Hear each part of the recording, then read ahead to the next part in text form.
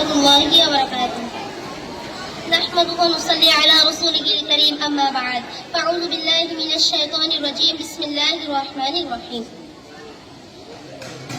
الحمد لله رب العالمين والعاقبة للمتقين الصلاة والسلام على سيد الأنبياء المرسلين وعلى آله وصحبه أجمعين أما بعد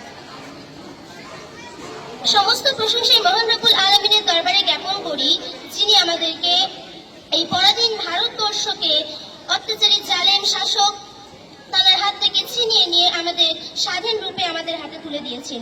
তারপর লক্ষ কোটি দরুদ ও সালাম মহানবী করিম সাল্লাল্লাহু আলাইহি ওয়াসাল্লামের শানে।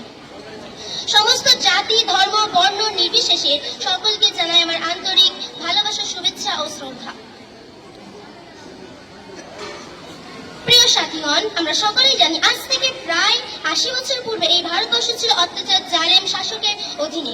ইস্ট ইন্ডিয়া কোম্পানির ইস্যু করে ব্যবসার অনুমতি নিয়ে তারা ভারতবর্ষে এসেছিল, কিন্তু তাদের উদ্দেশ্য ছিল ব্যবসা করা নয়, বরং তাদের উদ্দেশ্য ছিল এই ভারতবর্ষের ধন দৌলত টাকা পয়সাকে লুণ্ঠন করে শোষণ করে নিজেদের দেশে নিয়ে যাওয়া। সুতরাং তারা নিজেদের উদ্দেশ্যের দিকে অগ্রসর হতে লাগলো।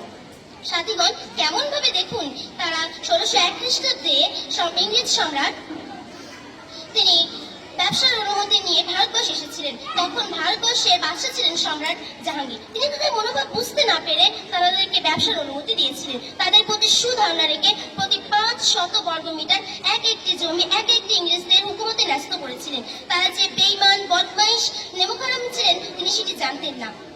তারা শুরু করে দিল ভারতবর্ষকে নিজেদের আয়ত্তে নিয়ে নেওয়া। এভাবে তারপরে তারা ১৭১৭ খ্রিস্টাব্দে মাইসুর নামক একটি স্থানকে নিজেদের আয়ত্ত করে নিয়েছিল।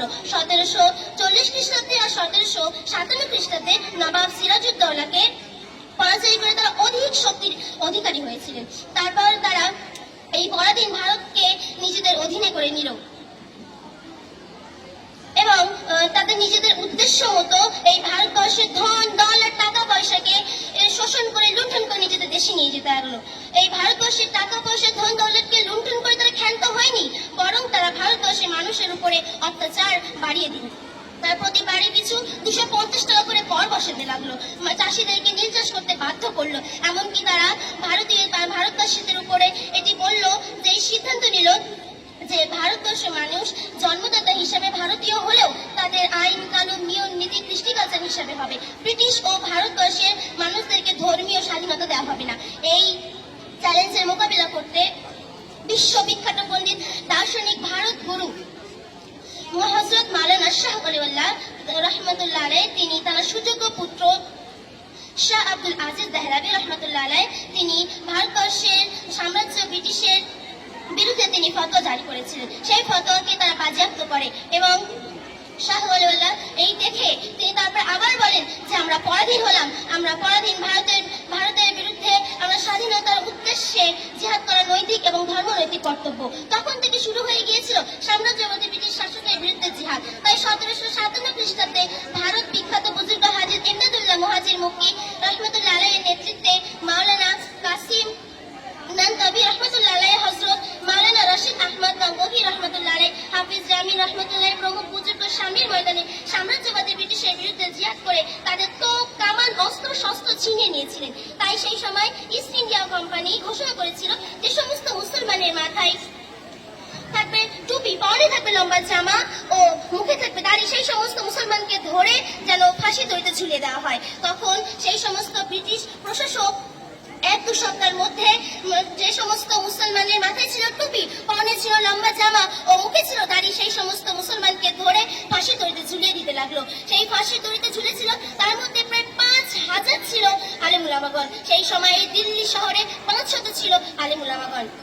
এই সমস্ত নির্যাতন অন্যায় অবিচারকে সামনে রেখে মাওলানা ফজলে হক খায়রাবাদী তিনি ব্রিটিশের বিরুদ্ধে জিহাদ ঘোষণা করেছিলেন এবং একাধিক পুস্তক লিখেছিলেন। সেই সমস্ত পুস্তকগুলোকে ব্রিটিশ সাম্রাজ্যবাদী বাজেয়াপ্ত করেছিলেন এবং তাকে সেলুনের একটি জেলে সশ্রম কারাদণ্ডে দণ্ডিত করা হয়। তিনি লেখার বাদশা ছিলেন, তাও তিনি সেখানে লিখবেন সেরকম খাতা কলম না পেয়ে জেলের বাংকারে বসে তিনি এই সাম্রাজ্যবাদী ব্রিটিশের বিরুদ্ধে বিপ্লবীদের উদ্দেশ্যে একটা সূরাতুল হিন্দিয়া নামক একটি পুস্তক রচনা করেছিলেন এবং সেটি জেল থেকে একটি মুক্তি পেয়েছিলেন তারা নিজের এলাকার একটা চেনাশোনা ব্যক্তি, তার মাধ্যমে সেই পুস্তকটা নিজের পুত্রের কাছে পাঠিয়ে দেয়। তার পুত্র সেই পুস্তকটি গ্রহণ করে এবং সেটিকে অনুবাদ করার পর জনগণের মাঝে সেটিকে ছড়িয়ে দেয়। তারপরে ওই ফজলে হক খায়রাবাদী তিনি তারাকে ওই সেলুলের জেলে মৃত্যুবরণ করেন এবং তারাকে সেখানেই সমাধি করা হয়।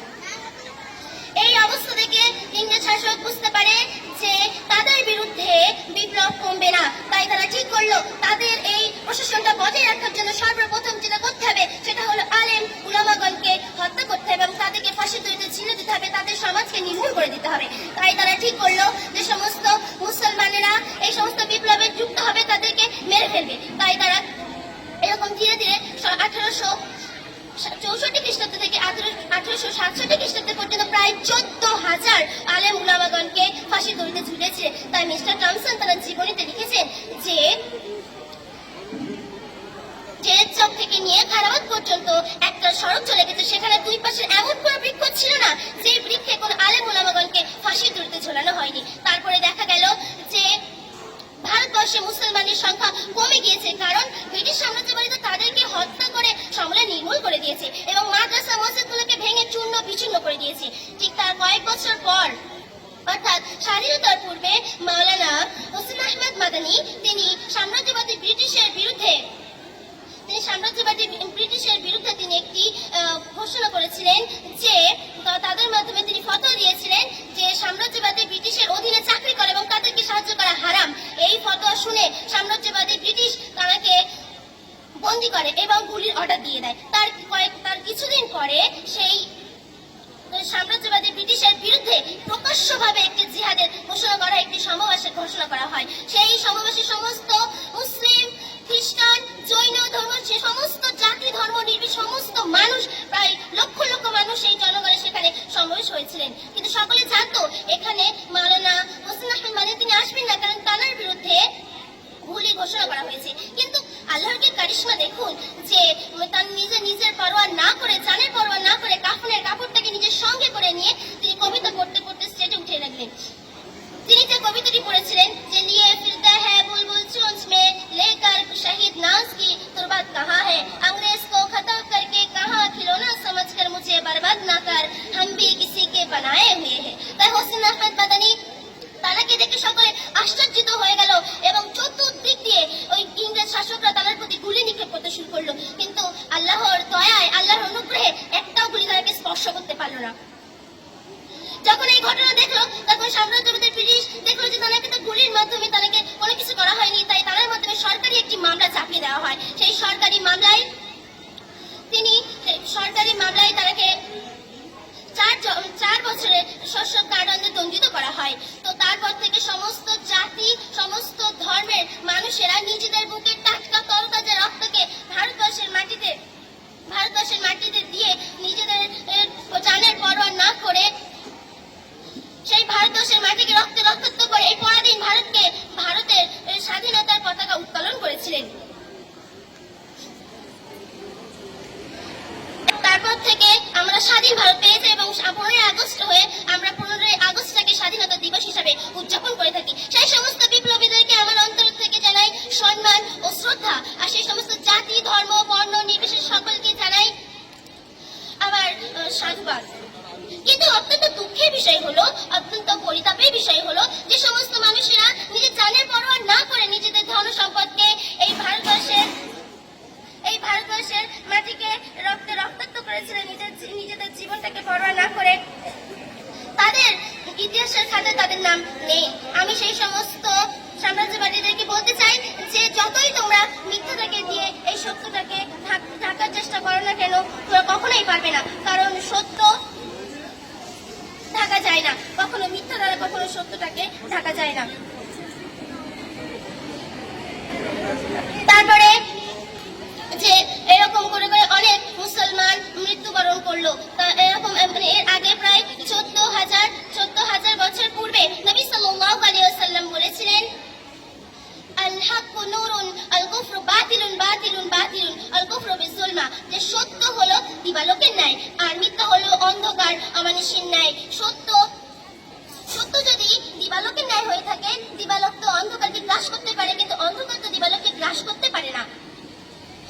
এখন আমরা এটা চ্যালেঞ্জ দিয়ে বলতে পারি যে এই সময়েও যদি আমাদের এখানে যদি কোনো রক্তচারী শাসক এসে আমাদের হাত থেকে আমাদের মাতৃভূমিকে ছিনিয়ে নিতে চায়, তাহলে আমরা নিজেদের বুকে রক্ত টাটকা রক্ত দিয়ে এই ভারতবর্ষের মাটিকে রক্তাক্ত করে দেবো, তাও আমরা আমাদের মাতৃভূমিকে ছিনিয়ে নিতে দেবো না। তো আমরা যে এই দেশটাকে